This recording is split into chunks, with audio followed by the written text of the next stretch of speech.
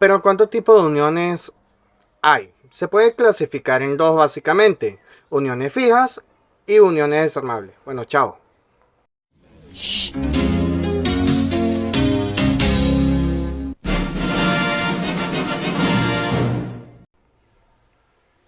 ¿Qué?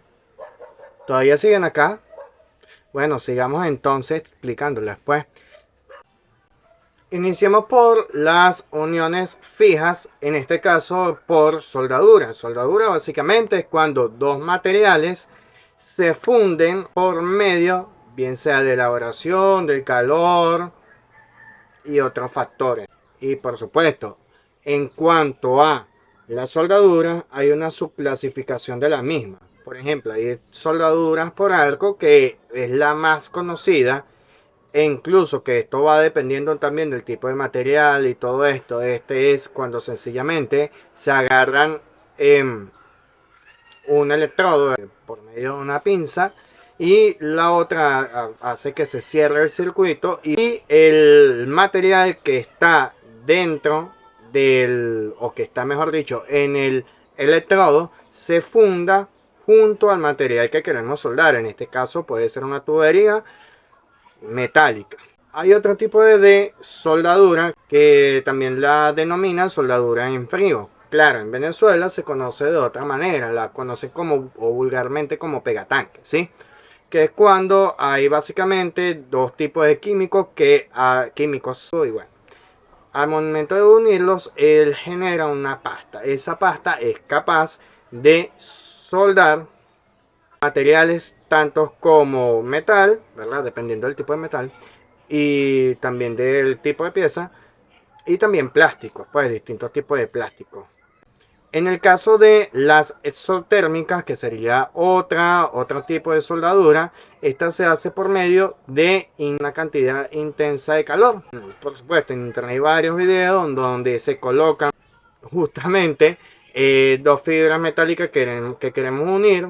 Pónganse ustedes de X material, ¿no? Que pues dependiendo del tipo de estructura que queramos unir, va a ser un tipo distinto de calor que se debe experimentar el material para que se pueda fundir. Entonces básicamente se colocan estos dos en una cajita, se coloca un material explosivo y se genera dicha explosión por medio, puede ser de la percusión o por medio de una mecha.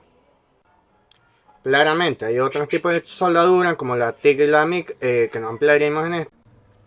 Una de las más empleadas también podría ser la uniones fija, pero por remachado, ¿sí? En este caso se utilizan este tipo de varillas que se componen básicamente, o en su estructura, pues, en el mandril,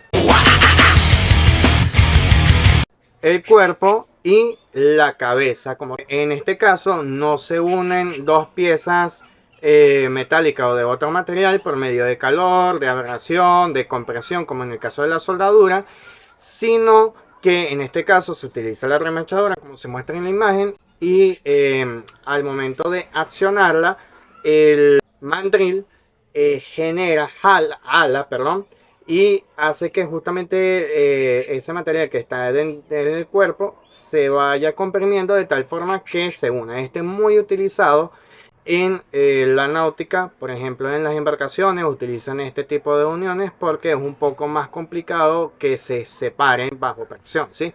Y también en uso cotidiano, en el caso de los jeans, que anteriormente los jeans eran empleados trabajadores en áreas un poco pesadas, por decirlo así, y necesitaban un material o un pantalón duradero y los bolsillos que soportaran la carga del trabajo, ¿sí? Por eso tienen esos remaches, perdón, en la costura, ¿sí? En los bolsillos, por decirlo así.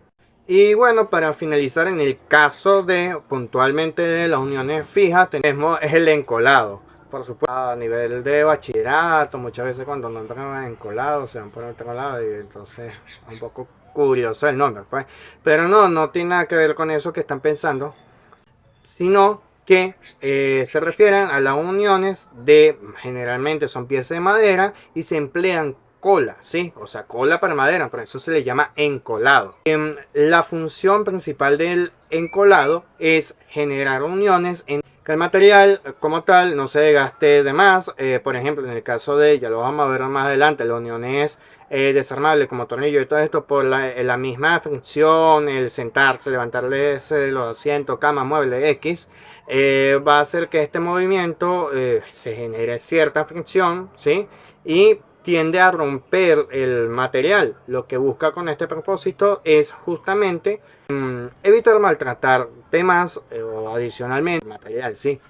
En el caso particular en Japón, cuando hubo ciertas crisis, había una escasez en cuanto al material para generar los tipos de uniones, tanto fija como desarmable. Ya explica cómo la soldadura, bueno, en este caso madera no sería con soldadura, sino que sería con uniones desarmables como tuerca y tornillo. Entonces, como no había material, no había producción suficiente, tuvieron que ingeniárselas con un tipo de unión encolado que aquí justamente se va a estratificar y tuvieron que básicamente innovar, o sea, con los mismos cortes de las maderas generaban, por decirlo así, la presión o la fricción, perdón, suficiente para que básicamente no se despegue el material. Ese es el propósito que básicamente se necesita para que el encolado funcione de manera idónea. Y no les digo, o sea, son estructuras que tienen bastante tiempo todavía erigidas, o sea, que se le han hecho mantenimiento, pero son casas o edificaciones tradicionales en Japón y siguen en pie. Entonces el encolado es bastante útil en cuanto a ahorro de materiales, en cuanto a no maltratar tanto el material y su fácil, además, en dado caso de que se maltrate por aquella razón, es fácilmente reemplazado.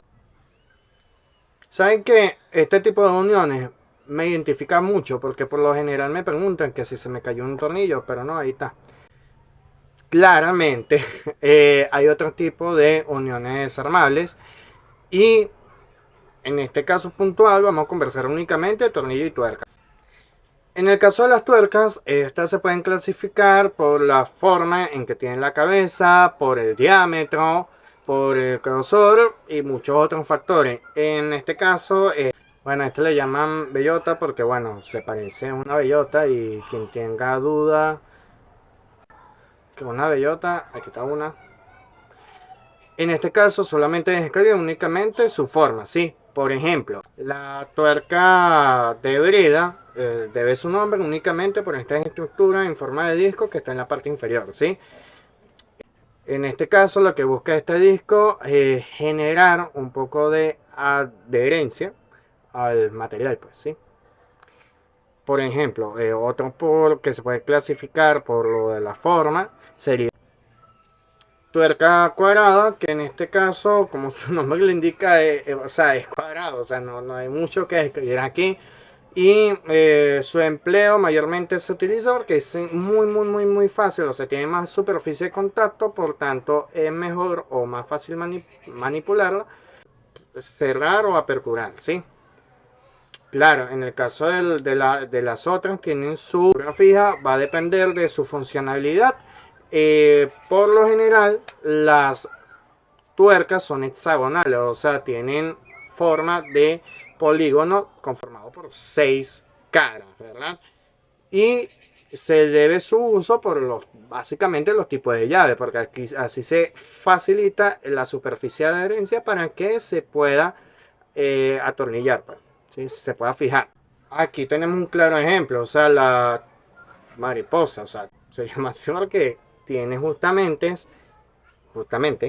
esta estructura que le asemejan a unas alas de mariposa. El propósito de esto es poder aflojarla o apretarla con mayor facilidad, incluso con las manos, ¿sí? O sea, para pernos que no necesitan tanta fijación o que necesiten ajuste paulatino, X y razón, esta facilita bastante la manipulación incluso con los dedos, pues a diferencia de las otras que es un poco más complicado su uso y que va a llegar un momento en donde necesitemos una llave, por ejemplo, para poder accionarla, ¿sí? Para poder apretarla o aflojarla.